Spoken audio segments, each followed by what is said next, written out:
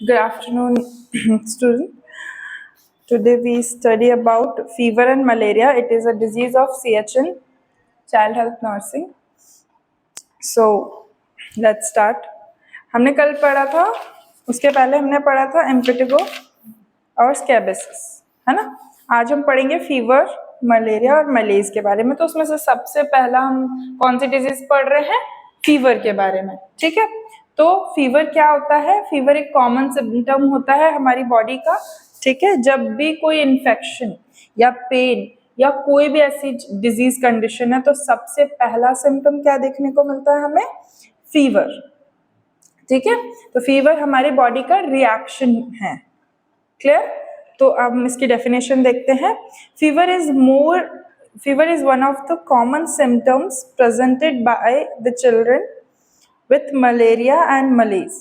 Fever is a body response to any kind of infection because of the normal variation in body temperature. There is no single value that define as fever. ठीक है। तो क्या है fever? क्या है? एक common symptoms है, ठीक है। बच्चों में भी और बड़े में भी देखने को मिलता है ये, ठीक है। मलेरिया और मलेज में दोनों में देखने को मिलता है। मलेज मतलब लुस्त लगना, ठीक है। फिर फीवर एक बॉडी का रिस्पॉन्ड है। हमारी बॉडी किसी भी इन्फेक्शन या किसी भी डिजीज के अगेंस्ट में किस तरीके से रिस्पॉन्ड करती है ये बताया गया है, ठीक है। और ये हमारी बॉडी के नॉर्मल वेरिएशन मतलब नॉर्मल बॉडी टेम्परेचर से थोड़ा सा फ्लक्चुएट होके इंक्रीज होता है, क्लियर। तो उस तरीके से फीवर को डिफाइन किया गया। अब फीवर के टेम्परेचर की अगर हम बात करें तो कैसे? रेक्टल टेम्परेचर, रेक्टल अगर साइड से रेक्टल रूट से अगर हम टेम्परेचर लेंगे, ठीक है, तो क्या होगा? 104 डिग्री मतलब 104 डिग्री फ़ारेनहाइट और 38 डिग्री सेल्सियस के बारे में होगा, ठीक है। और उसके बाद ओरल टेम्परेचर है, ठीक है। तो ओरल टेम्परेचर कैसा? 100 डिग्री फ़ारेनहाइट में काउंट करेंगे, ठीक है। कैसे काउंट करेंगे? 100 डिग्री फ़ारेनहाइट में। 37 डिग्री सेल्सियस में अगर काउंट करेंगे तो 37.8 डिग्री सेल्सियस। ओरल मतलब ओरल रूट से अगर हम थर्मामीटर से चेक करेंगे तो इतना आएगा, रेक्टल रूट से अगर चेक करेंगे तो इतना आएगा, और एक्सिलरी मतलब होता है हमारे अंडर आर्म्स, ठीक है, वहां से अगर चेक करेंगे तो 99 डिग्री फ़ारेनहाइट, क्लियर। तो ये हमारा फीवर को चेक करने का या फीवर एनालिसिस करने का एक तरीका होता है, ठीक है। अब हम बात करते हैं इसके कॉजेज के बारे में। तो कॉजेज जैसे इसके कॉजेज बहुत ही ज़्यादा सिंपल है, जैसे कि एनी काइंड ऑफ इन्फेक्शन, कोई भी इन्फेक्शन हुआ है, ठीक है, तो उस कंडीशन में फीवर का आना इट्स ओके, और ये नेसेसरी भी है हमारी बॉडी के रिस्पॉन्ड के लिए, ठीक है। उसके बाद फिर हम ओवर ड्रेसिंग एन इन्फेंट, अगर बच्चे को ओवर ड्रेस्ड करते मतलब कपड़े के ऊपर कपड़े पहनाते रहते हैं ना, उस कंडीशन में भी हमारे जो बच्चे हैं उनका जो टेम्परेचर है वो बढ़ा हुआ रहेगा, है ना। उसके बाद वैक्सीनेशन एंड इम्यूनाइजेशन, वैक्सीनेशन और इम्यूनाइजेशन, अगर बच्चों को टीका वगैरह लगा है तो उस कंडीशन में भी बॉडी के रिस्पॉन्ड में हमको फीवर आ सकता है, ठीक है। तो ये थी इसकी डेफिनेशन, कॉज। अब हम बात करते हैं इसके साइन एंड सिम्टम्स के बारे में।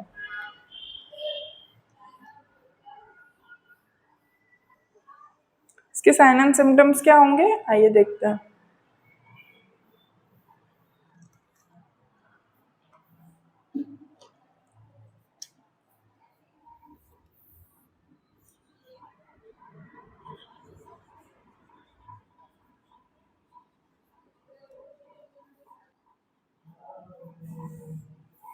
तो पहला इसका साइन एंड सिम्टम क्या होगा?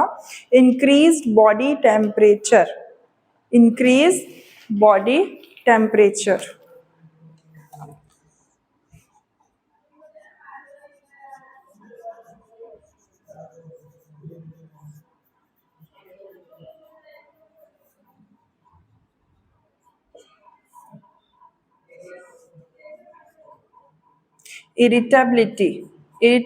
इरिटेबल होंगे, बहुत ज्यादा इरिटेशन होगी, इसलिए irritability. Next is मलेज,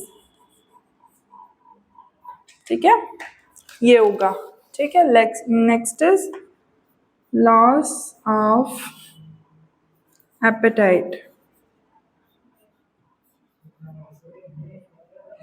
next is weakness,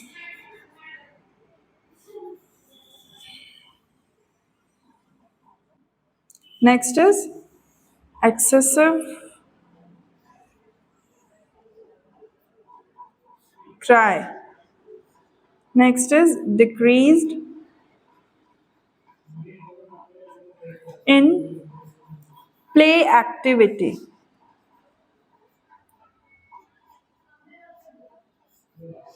ठीक है।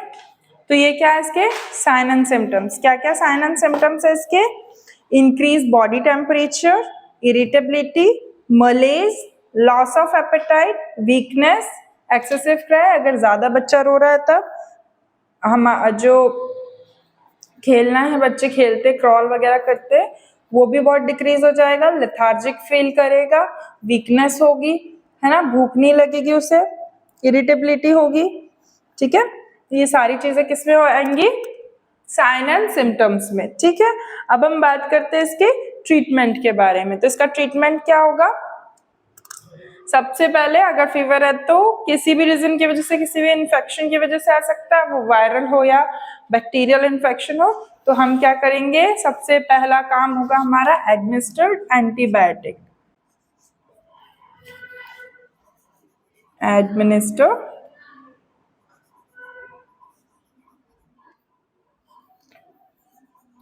Antibiotics, clear. नेक्स्ट क्या करेंगे हम, मोस्ट इफेक्टिव वे क्या है to treat the fever, most effective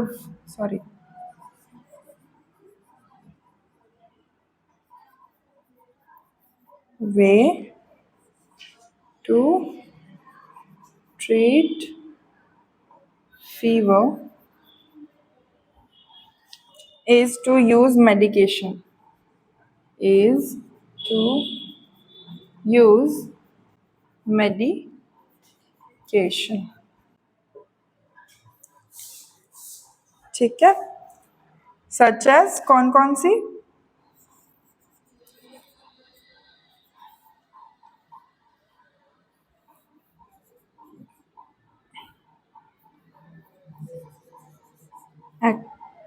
एक्टेमिनोफेन,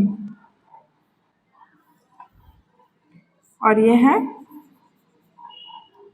sample brand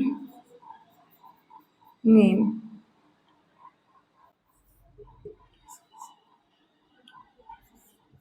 टेनॉल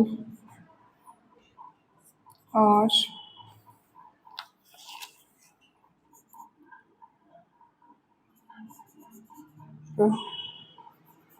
profane, ठीक है। ये चीजें आपको ये बुखार में देनी है, ये सेकंड पॉइंट था। थर्ड पॉइंट क्या है, एडिक्वेट रेस्ट के लिए बोलना है,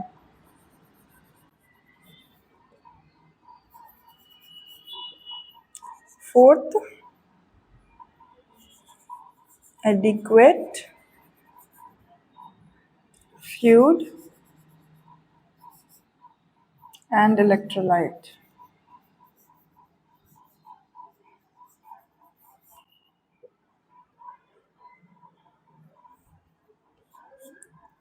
soft,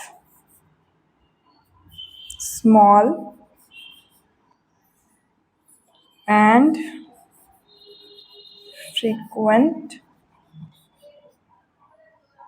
diet,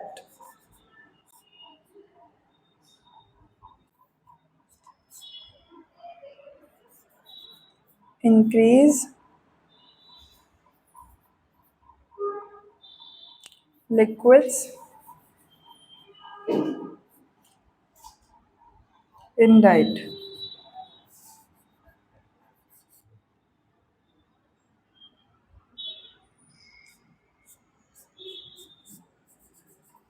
maintain the temperature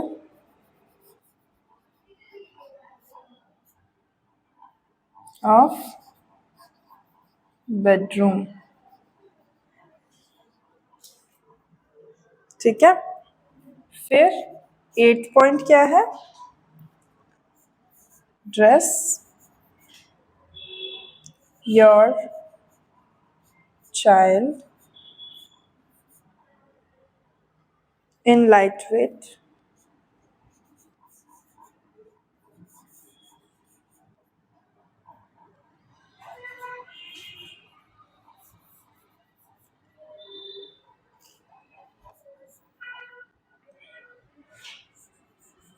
clothing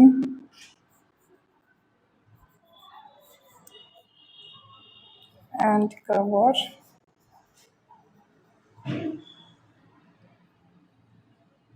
with a light sheet or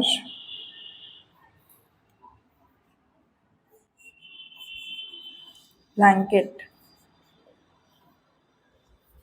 okay, cold sponging भी करना है, यहाँ पे लिख दीजिए कोल स्पंजिंग.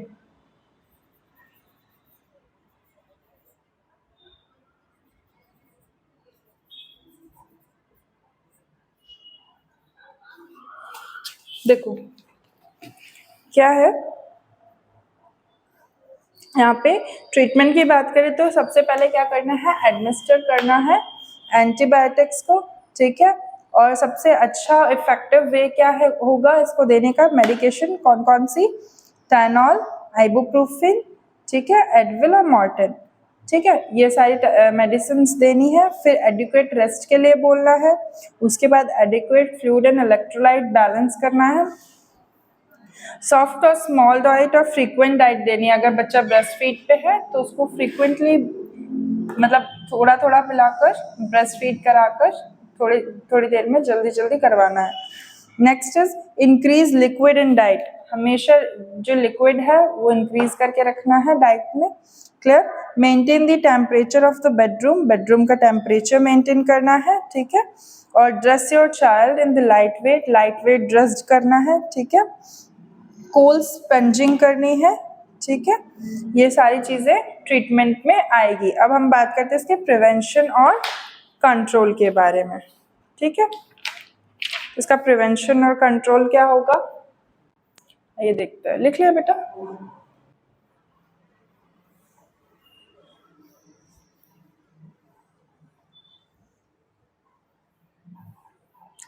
इसका प्रिवेंशन क्या होगा? प्रिवेंशन और कंट्रोल हम किस तरीके से इसको प्रिवेंट करेंगे? Do not dress the infant with tight clothing. कभी भी इन्फेंट को टाइट क्लोथिंग नहीं करना है.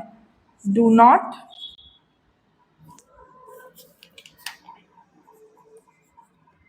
Dress the infant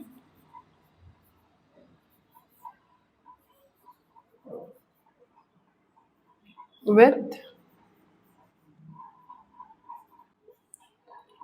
tight clothing.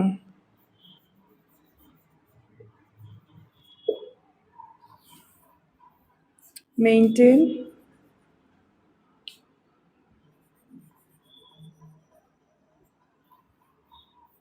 hygiene of the child.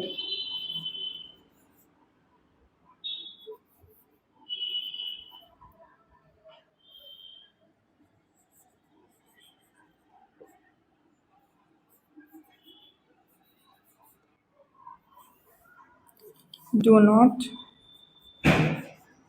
allow the child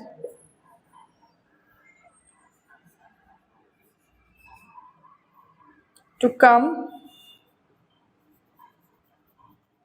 with the come contact with the infected person.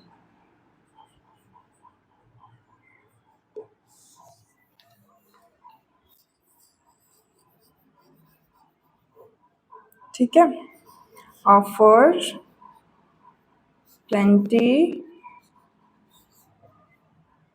of oral fluids,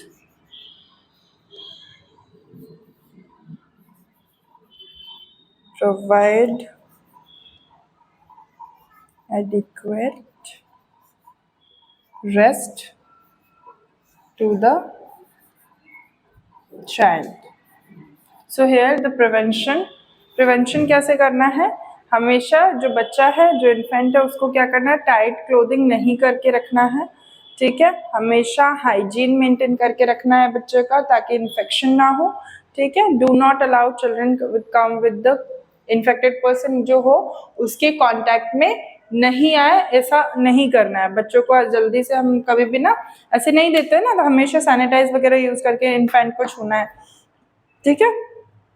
उसके बाद plenty of oral fluid, plenty of oral fluid मतलब orally वो जितना ज़्यादा fluid intake करे उतना ज़्यादा अच्छा है, क्योंकि पानी नहीं पीते हैं, है ना, तो डिहाइड्रेशन हो सकता है इस वजह से, इसलिए। फिर provide adequate rest to the child, हमेशा उसको अच्छे से आराम देना है, उसको सोने के लिए बोलना है, सब चीज़ें करनी है ना। तो ये सारी चीज़ें हमने किस में पढ़ी, फीवर में, ठीक है। तो आइए हम जल्दी से इसको समराइज करते हैं। फीवर क्या है, कॉमन सिम्टम्स है, किसमें प्रेजेंट होता है, चिल्ड्रन में प्रेजेंट होता है, और सभी को होता है ये, ठीक है। ये किसी इन्फेक्शन की वजह से होता है, बॉडी का नॉर्मल वाइब्रेशन है कि बॉडी इस तरीके से रिएक्ट करती है। रेक्टल टेम्परेचर के बारे में पढ़ा हमने इसकी डेफिनेशन में। अब कॉजेज के बारे में आते हैं, तो ये किसी भी तरह के इन्फेक्शन, ओवर ड्रेसिंग और वैक्सीनेशन की वजह से हो सकता है। साइन एंड सिम्टम्स में इसमें बॉडी का टेम्परेचर बढ़ेगा, इरिटेबिलिटी होगी, मलेज होगा, loss of appetite, weakness, excessive cry, ये सब चीज़ों की वजह से, ये फीवर की वजह से ये सब चीज़ें होंगी। फिर ट्रीटमेंट में हमने एंटीबायोटिक्स देखा, एडिक्वेट फ्लूइड और इलेक्ट्रोलाइट बैलेंस, स्मॉल और फ्रीक्वेंट डाइट के बारे में देखा। फिर हम बात करते हैं इसके प्रिवेंशन के बारे में, जिसमें हमने देखा कि इन्फेंट को टाइट क्लोथिंग नहीं करवानी है, हाइजीन मेंटेन करके रखना है हमेशा, और किसी भी इन्फेक्टेड पर्सन के कांटेक्ट में नहीं आना है, और प्लेंटी ऑफ वाटर पीने के लिए उसको एडवाइस करना है, ठीक है। तो ये आज के लिए था, that's it for today. Tomorrow will study about the integrated management national childhood illness strategies, ठीक है। इंटीग्रेटेड मैनेजमेंट पढ़ेंगे, IMNCI के बारे में कल हम पढ़ेंगे। फिर हम इम्यूनाइजेशन देखेंगे। हमारी ऑलमोस्ट जो डिजीज पोर्शन था वो कंप्लीट हो चुका है ना। डिजीज पोर्शन मैंने कंप्लीट कर दिया है। अब हम इसके आगे की चीज़ें देखेंगे, इम्यूनाइजेशन स्केड्यूल वगैरह देखेंगे, ठीक है। Thank you class.